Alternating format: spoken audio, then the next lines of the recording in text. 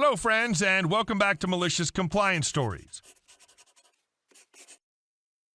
Why do crazy customers think anyone cares if they don't come back? In our first story, old lady decided that returning a 40-year-old blouse was an alright idea and threatened them that they lost their client as if she was an important person. But before we begin, don't forget to subscribe to our channel if you're new here and turn on notifications so you don't miss a new video every single day. Here we go. Unhinged customer demands her money back for an almost 40-year-old blouse. Okay, so just a little bit of background/context. This happened in 2011-2012 when I was working at Sears. The mall my store was in was pretty old, built in 1970, and my store was the last remaining original anchor store. I was having a relatively normal shift, and an elderly woman comes up to my register. "I want to return this blouse. The buttons came off." Hands me this very clearly vintage blouse, obviously older than I was. I ask her if she has a receipt. Of course, she says no. Then I ask her when she bought it. She says, 1973. I tell her that, no, I can't accept a return for an almost 40-year-old blouse. This woman goes completely ballistic. I mean, full-on, red-faced, consumed with fury, bat-crap insane, screaming her head off about how I have to accept the return because of our lifetime return policy. I'm not even mad. Honestly, just amused at the sheer insanity of the situation, and have to force myself to very calmly explain to her that the lifetime return policy she's trying to reference is actually a lifetime exchange and repair policy for hand tools. Ratchets, screwdrivers, hammers, etc.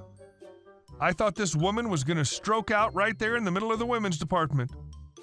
Took her a few more minutes of calling me many choice words before grabbing her antique shirt and storming off with the classic, "You just lost my business. I'll never shop here again." Threats that crazy customers who don't get their way resort to. By far the weirdest encounter I've ever had during my tenure in retail. And our second story. I wanted to get him back for 12 years. My school had a problem with kids asking for permission to go to the bathroom or go outside and drink water from the water fountain, and then goofing around or meeting other kids to play Beyblade battles.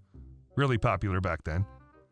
So our teacher created a new rule that one kid at a time gets to go to the bathroom, and we must all have water bottles with us and refill them before class. But every day, a kid would take a plastic bag and collect the bottles to refill them all at the water fountain. Besides the protests from some of the kids, this rule was approved and we had to oblige. This is where I have to introduce Sheldon. He was a nice kid, really smart, and he really liked jokes and pranks, especially if I was the one who got pranked by him. He's probably the only reason I enjoyed being in that school, since every day he'd come up with something new to make each day interesting. Now that you can kinda imagine how Sheldon was, I have to remind you of the rule each day a new student would have to collect all the water bottles and refill them. The first time Sheldon was responsible for this, he collected all the bottles, and when he reached me, he smirked and took my bottle quickly out of my hands and ran outside. It kinda surprised me that he smirked at me like that, but I didn't care that much at the time. He eventually returned with the plastic bag full of water bottles and started giving them back to us until he reached me and handed me an empty water bottle. This is the conversation that ensued. Sheldon, "Here you go." Me, "What the frick, dude? It's empty." I actually said frick. Sheldon, giggling, "Oops, sorry. I forgot. I guess you're not that important." Everybody laughed at this, and the teacher shushed them because we were still in class and went to sit back at his seat, smiling and keeping eye contact with me the whole time. I was PO'd and desperately wanted revenge, so the next time it was my turn to fill the bottles, I was planning to do the same thing to him. But he was smart for an 11-year-old and obviously knew I would be planning something, so when I reached his desk and asked him for his water bottle, he said, "No thanks, I have a second one." He actually brought 2 bottles with him to avoid getting pranked the same way, and that made me mad more than before. I knew I had to get back at him some way, I just didn't know how. Years passed, with me never forgetting about the prank.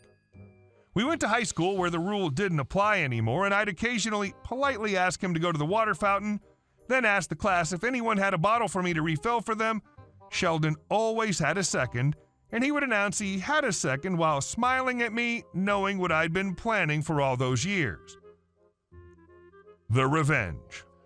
5 years passed since we graduated. Many of my classmates stayed back in the island we were living on, except some, but Sheldon and me. Not related to the story. We'd lost touch a long time ago, and I'd since moved on with my life. A friend of mine knew I wasn't in a good place economically and said he had a job for me as a waiter in a restaurant at the city we were living. I obviously excitedly accepted the offer and went to that restaurant the next week to start working. And there he was, Sheldon, sitting at a table, drinking wine, and talking to the other 2 people at the table. He hadn't changed that much. He was still that nerdy-looking, blonde, skinny white boy he always was. I immediately wanted to go and greet him. But I changed my mind since I remembered that I still hadn't gotten him back for what he did. I started working there every day for a week and seeing him occasionally, always trying to avoid him so he wouldn't recognize me. I was working there for probably a month until one day I finally saw him again with 4 others coming in and sitting at a table. I knew I finally had my chance to get back at him. I went to the table, took their orders, they all said what they wanted, but I was more interested in getting Sheldon's order, so for the first time I was there, I spoke to him. Me. And for you, sir? Sheldon. I'll only have water for tonight and the number 4, please. I have to drive these idiots back. Me, chuckling. Okay, sir. I went in the kitchen to give the order to the chefs and warn them about what I was about to do. I went to the fridge, grabbed a water bottle, emptied it, went back to the table. Me. Here you go, sir. I placed the empty bottle on the table. Sheldon, surprised and quite angrily, What the hell? Me. Oh, sorry, sir. I guess you were not that important to get water. I started grinning. Sheldon. What the F do you mean? Him finally realizing, You mother effer. Me. Nice to see you again, B-turd. I said this while laughing. I finally got you. Sheldon. Holy crap. I should have known it was you. The beard threw me off. I couldn't recognize you. Friend 1. What's going on here? Sheldon introduced me to his friends and let them in on what was actually happening. I was so happy to see him, I almost forgot I was working there after the introductions were done, and when I went back to work, he gave me his phone number, and after my shift, we went out drinking and remembering the past. We've been best friends since, and he hasn't tried anything for the past 2 months. And our final story. Crazy lady gets mad I saved her kid's life and tried to press charges. This happened a week ago. I have a job at the supermarket, bagging items, stocking merchandise, etc. But I'm still shaken up and decided this place would be a good place to put my experience. This day it was pretty rainy, so there were barely any people in the store, and I was fixing any products that were out of order. I was just chilling since there was barely anything to do. Cue entitled parent and entitled kid come strolling into the store, and I don't pay mind to the woman because she has that "Can I speak to the manager" haircut. I'm already kind of wary of this woman, so I try to mind my own business and do my job. She sees me and rolls her eyes, muttering something about lazy teenagers, even though I have a job. But whatever. She asks me rudely, without a please or anything, where the drinks are. I tell her which aisle, and she loudly exclaims, "Excuse me, are you going to take me there or what? Take me there now, or I'll speak to the manager. This is why you get paid." I only nod and don't say anything. So I take her where the drinks are, and she doesn't say thanks or anything, only scoffs and pushes me away. So I'm fixing some stuff that fell on the floor not too far away, and I see EK climbing onto the ledges where the drinks are. "Excuse me, we just mopped the floor so it's slippery, and plus your son can't be climbing that. It can fall or he could get hurt." I say this as politely as possible, and I don't want to get in trouble because of some kid. She gives me a nasty glare and snaps, "Don't tell me how to raise my child. Mind your own effing business." Her kid is still climbing the ledge part where the alcohol is, and I'm getting more anxious just looking at this kid. But while the mom's busy, I go ask him, "Hey, Can you please get off? You can get hurt." He starts screaming for his mother, and she comes running like a mad bull. She asks him if he's okay and if I hurt him, and he tells her she's not letting me play. She starts yelling at me and insulting me, calling me stupid and whatnot. She threatens me that she knows the manager and she'll get me fired. She tells me to F off and continues to shop for wine while her kid's climbing on that ledge, and I get this bad feeling when I see him jump down hard and everything starts to shake. I run and tackle this kid to the ground to push him out of the way, then right at that moment, the whole drinks fall onto the ground. There's red everywhere since it was the part of the wine aisle, and I see myself badly cut. The kid's crying, probably because I pushed him, and his mom comes running and she starts shrieking like a banshee. "This stupid teenager tried to kill my son!" I told her I literally saved her son's life since he could have been crushed or hurt badly by the glass. My thigh's bleeding since it got cut, and she grabs my arm, digging her nails into my arm. "You're not going anywhere! I'm pressing charges and calling the police, you murderer!" I'm losing blood, and she has a strong grip of my arm. The police arrive, and I'm literally about to be escorted as the EP watches me smugly when the manager comes running.